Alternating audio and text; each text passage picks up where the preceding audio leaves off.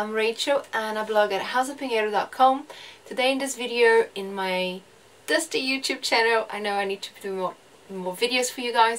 I'm going to be doing a special edition for the Royal Wedding Sew Along. Are we ready to start? So I'm using a mannequin which is a size 10 and the pattern is fitted, it's going to be fitted to my body, which has been cut on a size 14, but I'm going to go through the alterations with you. First thing I do is I measure myself, my bust, my waist and my hip. I'm not going to be doing that on this video, otherwise everything's going to be too long. I'm just going to be measuring a few things and I'm going to concentrate on other measurements that are not very mentioned and I think it's important to have. On your shoulder line, I think you can see here on, you're going to measure your apex. What is that? What is the apex? Is actually the point of your bust. And why this measurement is important? Because this is a princess seam and normally some pattern companies will give you the apex, and the apex is normally represented or a circle with a little cross inside the circle saying this is the apex, so that's the fullest part of your bust is going to come here. So when the designer drafts the pattern, it allows the pattern to have the volume here. So if the pattern gives you an apex, it's so much easier to compare to your own measurement. So for example, on this mannequin, which is a size 10, the apex is a 26, and if I measure myself, I know that my apex is 27, okay? So if this was my mannequin, if it was me, I would be at 27, okay? But on the mannequin is a 26. So when we're going to do alterations on the bust line, it's very important to know where that comes. If the pattern has already a line of the apex, you would be easy to see, because when you measure the pattern you say, well, the pattern apex is whatever it is at the moment. So I'm going to fold the fabric to the center front, and I made this line in pink, I think in the screen, I hope you can see it. That's where the notch is. Generally different pattern companies will use their reference lines to trace for the apex, and I put a notch. I'm not sure Simplicity does that, but I can see the fullness of the bust. It's around here where it's the notch is. So what I did was I traced the line where I think is the apex of this pattern, and then as you can see, you know, in theory it should be on the line, and then you take the excess. As this is 2 sizes smaller, as you can see, all this excess is because the pattern is too big for this mannequin, and we're gonna address that, making it smaller and big bust adjustments on this pattern. But I'm just going through the measurements at the moment, things that you need to look after. Let's spin this again. Okay, that's my center front. Another thing that it's very important to measure is the distance between your center front and your apex. On the mannequin is 9. I know I am a 10. So even though I'm 2 sizes smaller than the mannequin, you know, that difference is 1. That difference is 1 from the mannequin. This is a good way to do it. I don't need the mannequin to tell me that, because I can do that through the pattern. Okay, so I'm gonna leave the patterns here, even though it's not straight on the center front, just because it's not gonna gather too much on the side and becomes quite difficult. So I'm gonna go here on the pattern. 10 actually goes to where the seam is, so that distance from the line that should cross my apex, that's correct. What is incorrect is this distance where the fullness are. Okay, so because if I measure the pattern,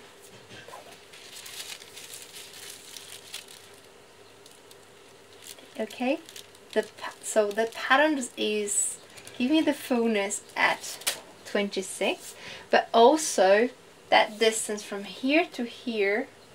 Okay, so that's what we're gonna measure on the pattern is giving me a 24.5. So if I am at 27, that's how much I need to lower. And I actually tried this on myself, and there was 11 centimeters difference from the point that I want this to hit me to look like an empire waistline. Okay, and that's very important because I'm really long. I have very long legs, and this is the distance as well. That's very important to do. On the mannequin is 19, I actually have 20. So it's really funny because I have 1 centimeter. It's just where how I spread those proportions, and it's really interesting because you can see I'm not that long in my body. I'm mostly on my legs. So that helps alterations because people are petite or people are tall, people are curvy, and they are spread in a different way when the weight is distributed. So that's another thing. I also like to measure the shoulder, where the neckline is, when the shoulder line is. On the pattern there is a shoulder line. I have added the arms, but as I can measure that, that's an 11, and I'm also an 11, and I can measure that on the pattern. So what I'm going to do is, what you do at home is you measure those parts of your body, and then you can immediately measure that on the flat pattern, which means that you don't have to go through the whole process of making something to know that is already not going to fit you. Okay, very important to mention as well that because I have quite a big difference between my high bust measurement and my bust measurement, I'm going to need to do an FBA, which is a full bust adjustment. And it's very important to me that if I go for the pattern size based on my bust measurement, which is the biggest part of me in terms of circumference, because even though I am a hourglass shape, my distribution of weight is much heavier. You know, I'm top heavy, it's much heavier here. I will completely distort the whole pattern, the whole body. And that's very important because a lot of fitting books or information on the internet, it talks about if you're unsure, go for the bigger size.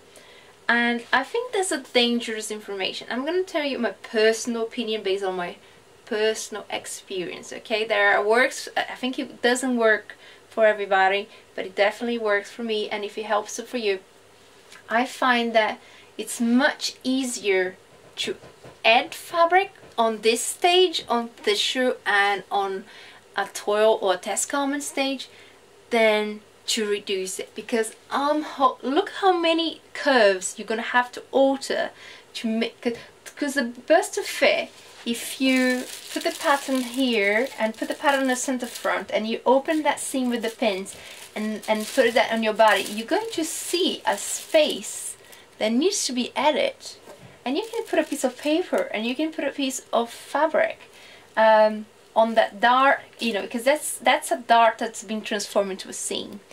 And if you do that, you're gonna see that exactly where you need it to add, and it's very quick and very easy, and you don't have to alter the arm and you don't have to alter the neckline, and then you will blend much easier to the skirt because you will try that separately, and then you will try the skirt separately, and then you match. That will make it easier to match a lot more, because if you go for the bigger size and this fits nicely, you will have excess fabric here. If you are like me, has a hollow chest, you have extra fabric here, excess fabric here. You can have extra length on your back because your bust takes length but your back doesn't. And to give you as a guidance, I'm actually 10 centimeters longer on my front than I am on my back, because that's the amount of volume my bust pulls from the top. When I put that on, this finished on my apex. Almost like so much extra boob cleavage. I'm sure it's a Rihanna, probably it would be good for Rihanna, but it's not good for a normal person walking on the street.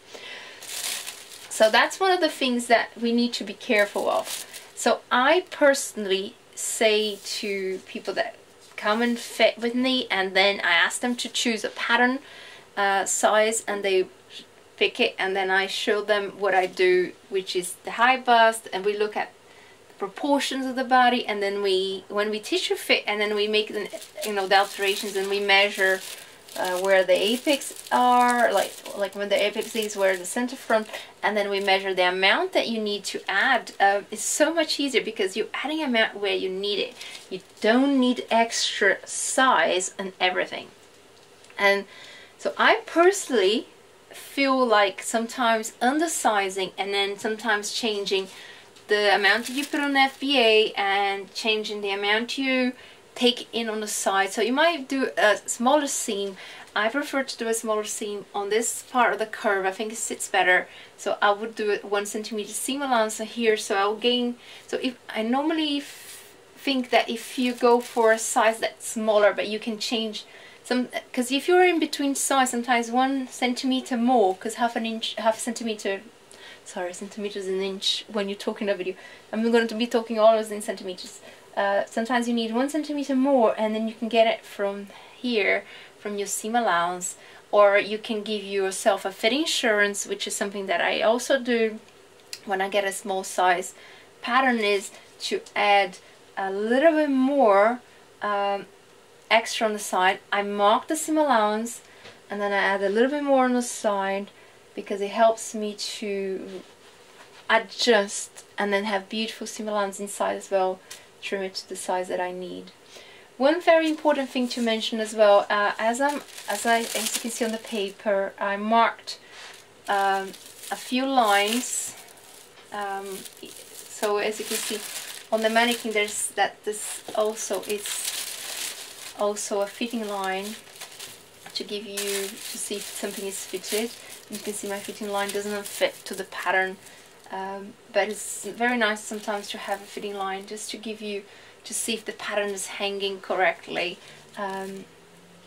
because you have the grain line as one, so horizontal and vertical line. So if you're doing that on a piece of toile on a muslin, add those lines, thread stitching them, so you can actually see when you wear it, it's not like the lines are not hanging all.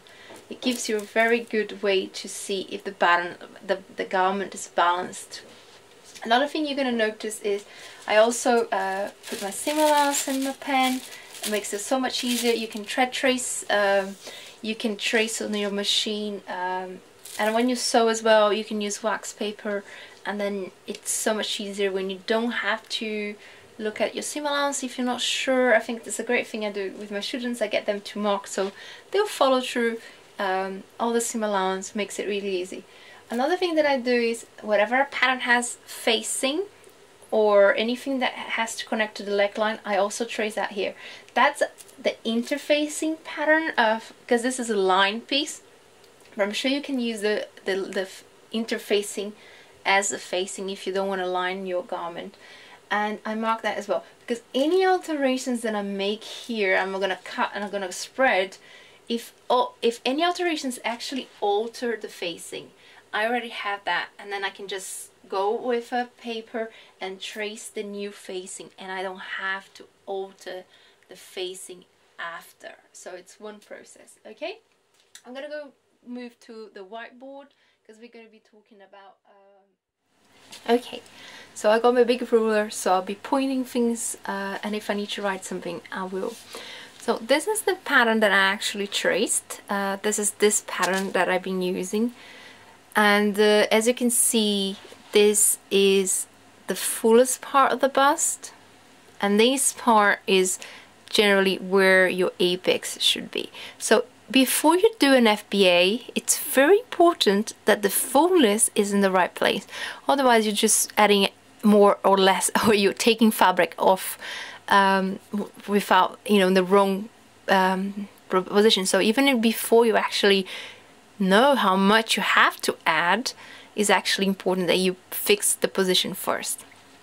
Okay, and also the second part that I'm gonna do is that I'm gonna have to increase. So as you can see on this pattern here, it's once you take the seam allowance, it's quite like really close to under the bust. And this is a size 10, this is a 14, so you know, it's not taking consideration that 14 might be a little bit taller than a size 10. So I need 11 centimeters more.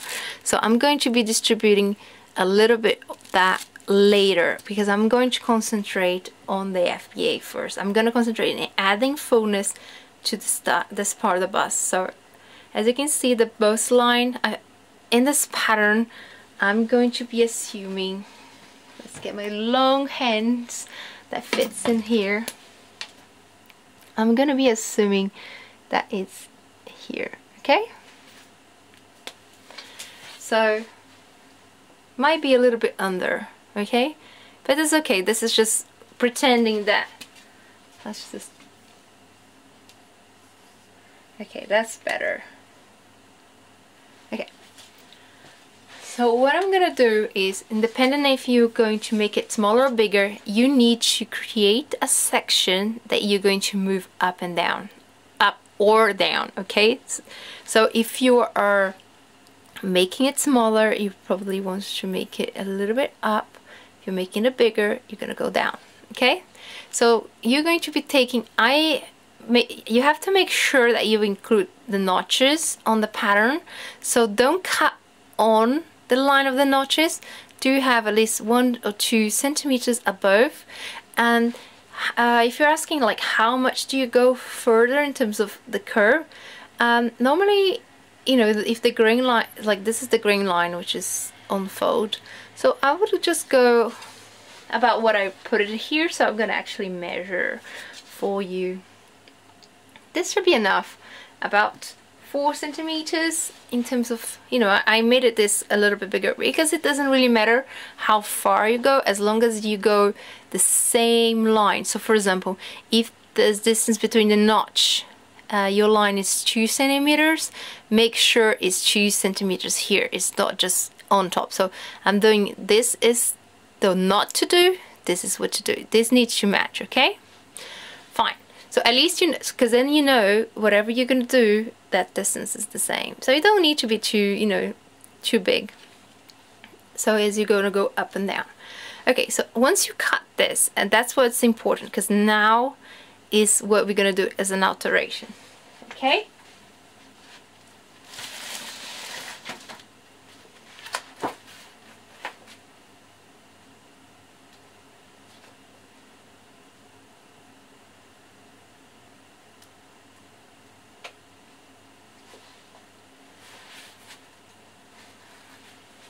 So after you draw those boxes, okay, making sure you're not touching the notches, you know, they are above and below the bust notches.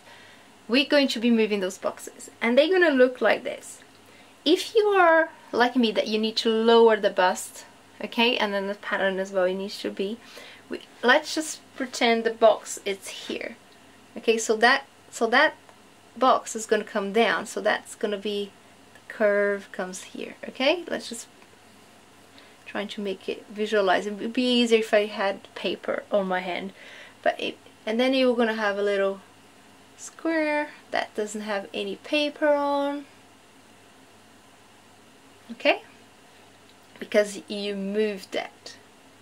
And now you're going to, and then as you can see, that seam here don't match to here, so you're going to go with a ruler, with a like a curve. I do it by hand because I'm used to it, but you can get a curve and then just follow that. You don't want to have a really deep curve or really straight line, so that's why sometimes by hand you get a much better natural shape. Okay, so you just need to make sure that line and that new line will match. So that's what we're gonna do, and then that's, of course, you have to put paper on. So you're gonna put a slice of paper and you're gonna cover up before you can draw your seam. And that distance is the amount you need to lower. So what about that box? It's the same thing. You're going to go, you're gonna take the same amount down, because you actually want that to keep matching with that. Okay, so whatever you lower here, you're gonna lower here, and it's easy because if you chose to lower by 2 centimeters, 5 is gonna be too much. Let's just say like you lower 2 centimeters, an inch is 2.5. So I'm gonna lower a little bit more than that, but I'm gonna lower the pattern in 2 different ways. If you're tall like me, and you're very long, you don't want to put all your length in one go. You want to distribute your length in different areas. So first you're going to just drop the apex is in the correct position of the apex. You're not going to give any more length to the rest of the body, okay? You're just concentrating on your apex to be in the right position. So you're going to do the same thing with this box. You're going to lower as well for the same amount. And then you might have to through your seam as well to make it match. Okay, that's so easy. And how about raising? It's the same principle. So instead of having the box here on the top, your lengthening is like your space, your box is going to be raised, and then your space is going to be here. And the only difference that you have to be careful is that if you're a smaller bust, you actually need to remove some of this excess space. So when you through your seam, you're going to go forward like that. Okay, so I hope it's clear. So we talked about adding length. So we added length so this bust is on the correct position where it should be. Okay, and then now is once you fold it to the seam allowance, you're going to say, oh, but it's still showing in the boob. And what are you going to have to do is you're going to create a line. Okay, so you're going to use the notch as a reference, and you're going to say, I'm going to create a line that's like 2 or 3 centimeters. So, because that's my seam allowance, so I'll probably want the line just about here, about 1.5 centimeter from my apex. I don't want to go too close to the apex because I don't want to distort the shape of the bust, and I don't want to go too close to my seam allowance.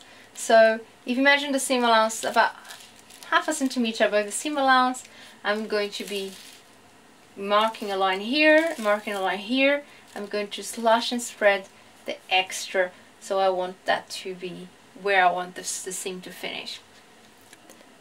Now we're going to touch really quickly about the skirt. As you can see, the pattern has 2 choices. One is a more fitted skirt, more like a pencil, and the other one is more like a flare. And because of the seams, like a, I don't know if you can call that princess seams for a skirt, it makes fitting so much easier. So I don't think many people will have problems fitting this. But let's just quickly go through with the skirt. So what you're going to do is you need to make sure the pattern will match where that seam is. So if you make any alterations and that alteration change, so you need to make sure that this is altered as well, so that line matches this line. Okay, so what you got to do is just put the pattern together after you altered, and then you can alter that on a tissue fitting. And I'm just putting it here. I haven't pinned the skirt, so if you have a little bit more hip or less hip, you can change it by messing with the seam allowance if you need an important seam to match. And if, as we talked about it, you might want to connect that part to this part, cut that and make that as your natural waist and have that seam as your waist if you prefer to not be in parallel line. It all depends on your figure and your style. I personally like that on the model, but the model is quite thin, and I think being hourglass, I think I might need to change that. But as I said, I'm not going to be doing this so long step by step with you with photos because I'm changing the pattern. I'm not changing the top of the pattern. I might change the neckline into a V neckline, and if you are interested on changing your neckline, let me show you quickly. I just moved the camera slightly up so you can see. Here we go, back here.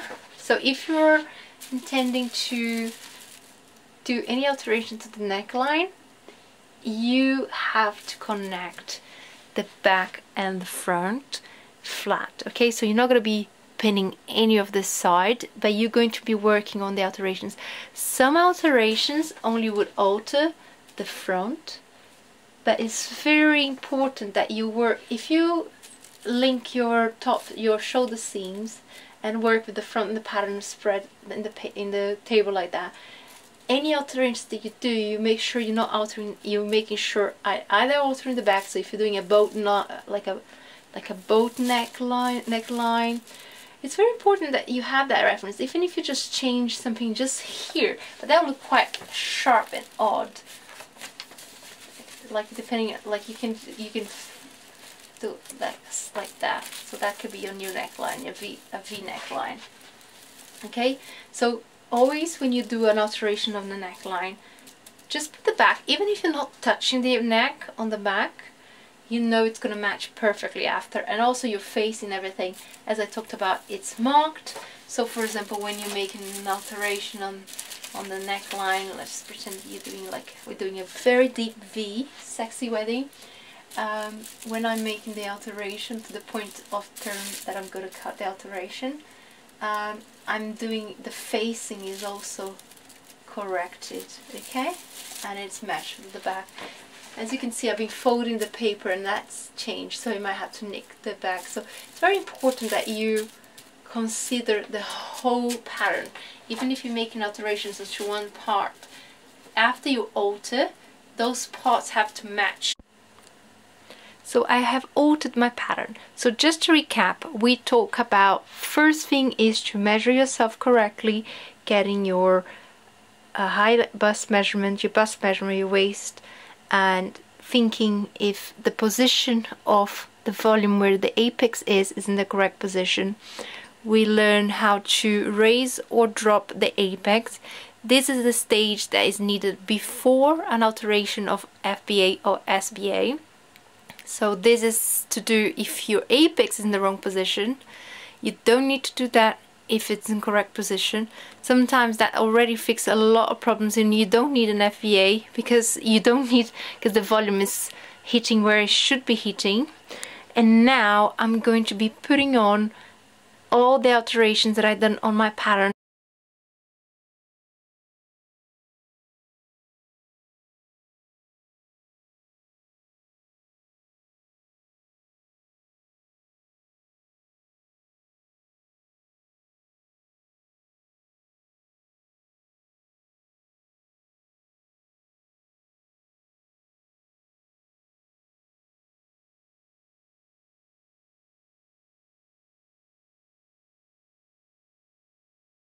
For sewing content, you can follow me here, and I'll see you soon.